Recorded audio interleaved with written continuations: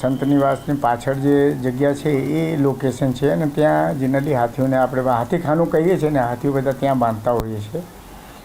પર આ વિડીયોમાં જે હાથીને મારતા જે બતાવેલા છે ને એના ઉપર બહુ આમ વિચાર કરવાની જરૂર છે કે જે દંડો છે ને એ હાવ લગભગ 2-2.5 ફૂટનો દંડો છે, એનાથી હાથીને શું થાય?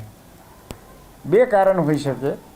અને વિડીયો બનાવનારે જો ખરેખર હાથીને મારતો હતો તો મંદિરે ઓથોરિટીને આવીને કોઈને જાણ કરવાની જરૂર હતી, પણ એમને એ તસદી લીધી નહીં, વિડીયો બનાવીને જતો રહ્યો. એવું પણ હોઈ શકે કે મહાવતને ભયબંધી કરીને આવો વિડીયો, ફેક વિડીયો બનાવીને એને પોપ્યુલારિટી મેળવવા માટે છે ને આ વાયરલ કર્યો હોય. પર્સનલી મેં તપાસ કરાવડાવી કે ભાઈ હાથી કોની છે, તો ત્યાંથી મને, અને ખરેખર એ હાથી રાજસ્થાનથી આવેલો છે અને રથયાત્રામાં ભાગ લેવા માટે આવેલો છે. 2-4 દિવસ રોકાય પછી નીકળી જાય. એ મહાવત ત્યાંથી ભાગી ગયો છે. તે મેં હવેલી પીઆઈને કહ્યું છે કે સાહેબ આ ગમે તે મળે ને એ શોધાવડાવો એમને. એટલે એમને પર એ રીતે વાત કરેલી છે.